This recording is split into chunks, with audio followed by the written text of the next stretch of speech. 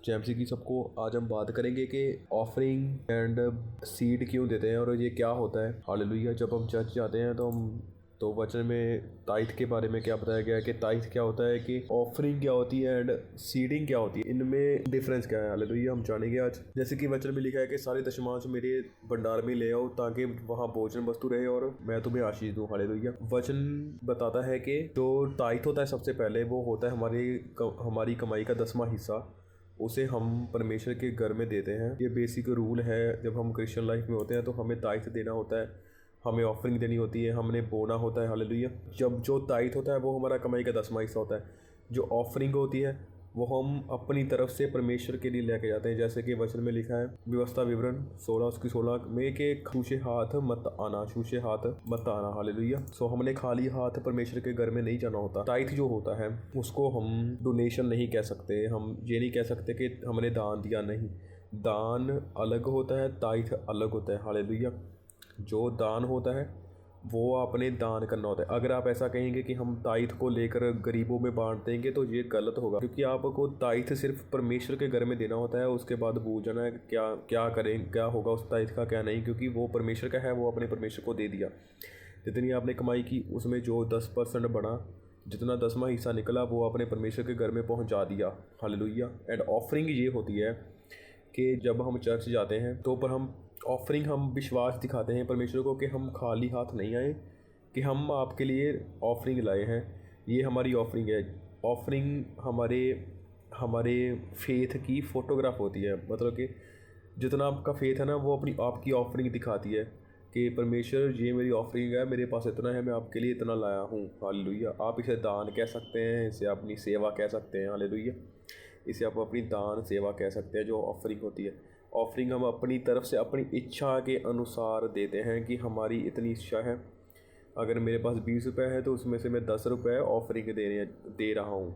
Hallelujah. तो offering हमारे दिल की इच्छा जो होती है ना, हम खाने के लिए कुछ लेकर जा सकते हैं, हम पैसों से दे सकते हैं, हम कुछ भी ऑफरिंग दे सकते हैं। ऑफरिंग ये होती है कि हम परमेश्वर के लिए क्या लें। जस्ट आप जब प्रार्थना करके जब मुस्कुराते भी हो ना, वो भी एक ऑफरिंग ही होती है परमेश्वर के आगे। हालेलुया। जब जीसस का जन्म हुआ तो वो बेट लेके आए थे ना, उन बेटों को उन्हें ऑफरिंग्स कहते हैं, कि हम ऑफरिंग देते हैं परमेश्वर को, कि हम परमेश्वर को थैंक्स गिविंग करते हैं कि थैंक यू जीसस, आपने हमें अब तक बचा कर रखा, इसलिए हम ये ऑफरिंग लाए हैं, क्योंकि हम आपके लिए, क्योंकि हम परमेश्वर को कुछ दे तो सकते नहीं है ना, तो सिर्फ हम ऑफरिंग देते हैं। हालेलुया। इसलिए हम ऑफरिंग लेके जाते हैं। एंड जो हमारा बोना होता है वो सबसे अलग चीज़ होती है, क्योंकि वचन में लिखा है जो जितना बोएगा, कि बात जो ये है कि जो जितना बोएगा उतना काटेगा भी। हालेलुया। अपोस्टल पौल ये कहते हैं। एंड वचन में लिखा है कि बोने वाले को वो बीज देता है, खाने वाले को रोटी देती है। जो बोना होता है ना वो वहाँ से हमने लेना होता है। ताइथ के साथ क्या होता है, ताइथ के साथ परमेश्वर हमारे पैसों का नुकसान नहीं होने देता। जब हम ताइथ बोते हैं तो हमारे पैसों का नुकसान नहीं होता। ओके। और जब हम बोते हैं ना पैसा, जिसे हमने बोना बोलते हैं, बोना क्या होता है, बोना ये है कि अगर मैंने 100 रुपया बोया परमेश्वर के कामों के लिए, कि मैं परमेश्वर के कामों के लिए बो रहा हूँ, इट मीन अगर मैंने बोया है तो उसको मैं लेने की, वहाँ से मुझे आना भी है, वहाँ से मैंने काटना भी है। अगर हम एक दाना बोते हैं, फॉर एग्ज़ाम्पल अगर मैंने कनक का एक दाना बोया तो कनक के एक दाने से सिर्फ एक दाना नहीं निकलता, उससे 12-13 दाने निकलते हैं। हालेलुया।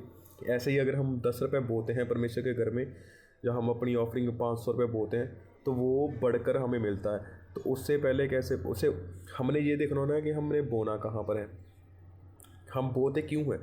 हम बोते इसलिए कि परमेश्वर का वचन फैले।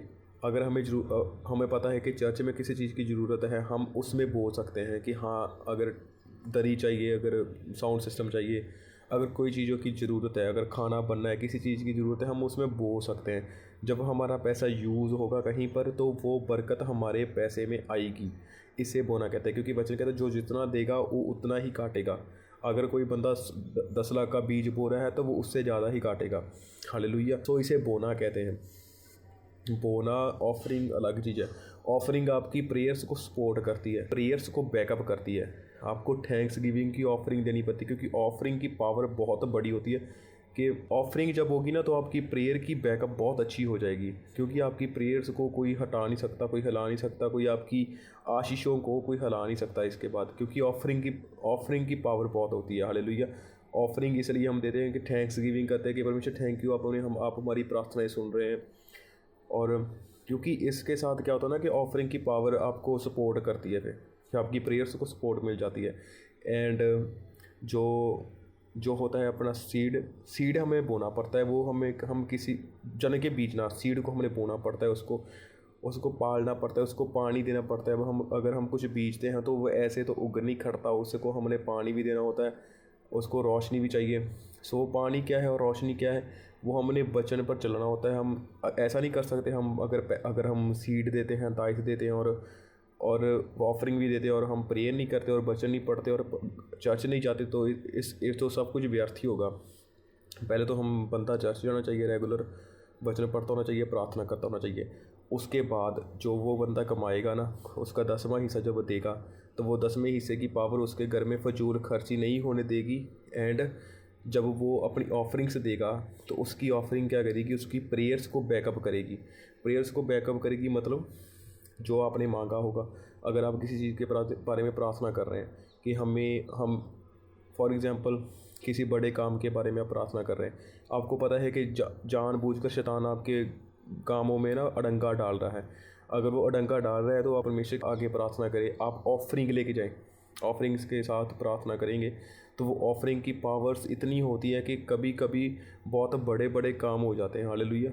और जो सीड होता है ना, वो कम्प्लीटली डिफरेंट होता है, उससे आपको बहुत बड़ी आशीष मिलती है। क्योंकि जो सीड हम बोते हैं ना, वो हम परमेश्वर के कामों के लिए बोते हैं, कि हम परमेश्वर के वचन को फैलाएं, सुसमाचार को फैलाएं, उसके घर में जो नई चीज़ है उसे लेकर आएँ।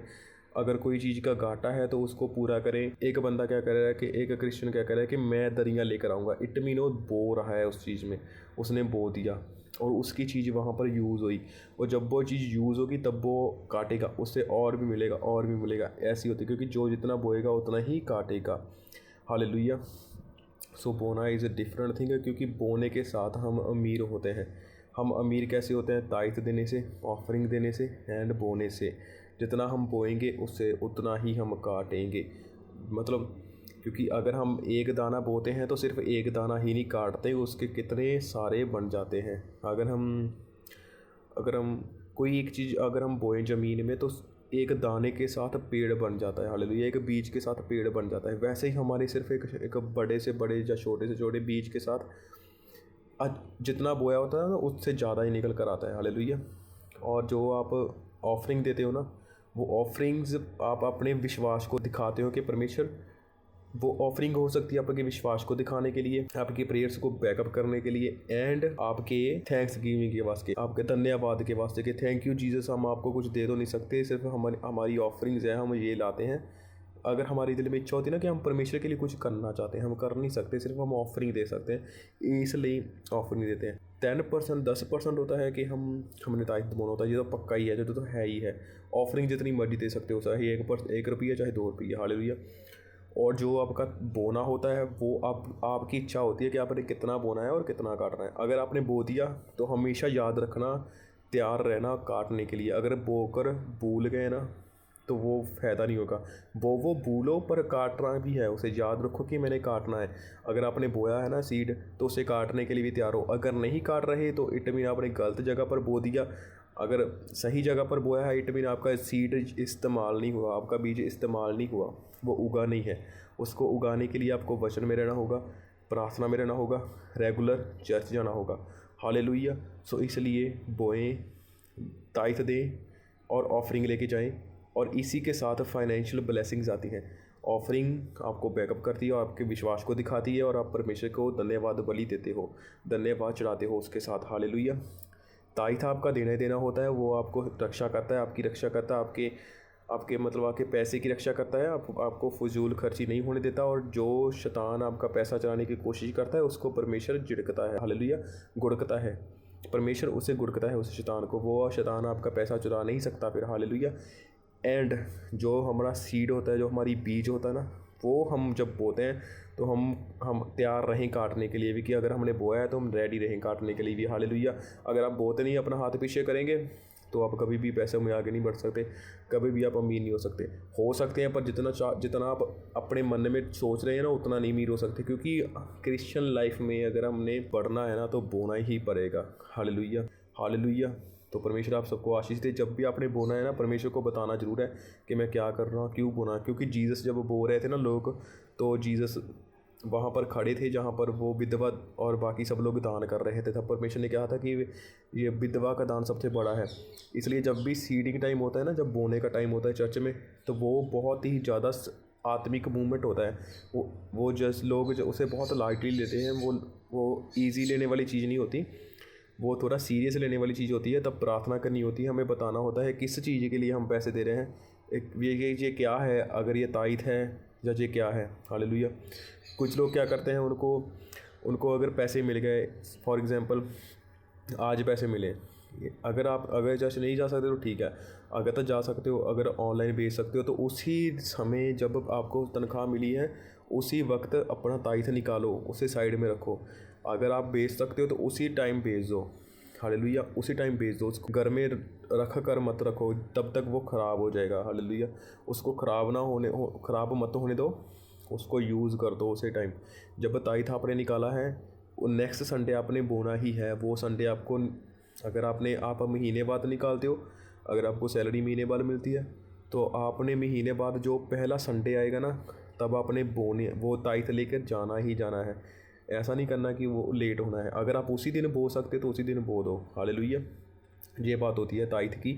और ऑफरिंग आपका विश्वास होता है, जितना आप विश्वास करते हो उतनी आप ऑफरिंग दे सकते हो।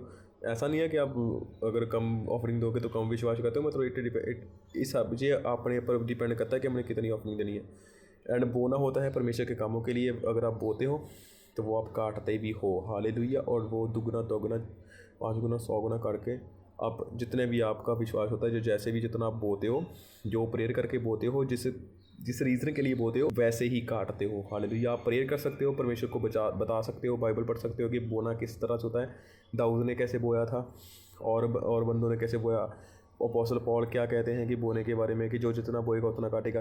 आंसुओं के साथ बोना भी होता है, जो जयकारों के साथ काटा जाता है। हालेलुया, ऐसे होता है। तो बोएं, अमीर होएं, पैसों में बढ़ें, परमेश्वर में बढ़ें, आशीष दो इन जीसस माइट नेम, आमीन। God bless you all. Hallelujah.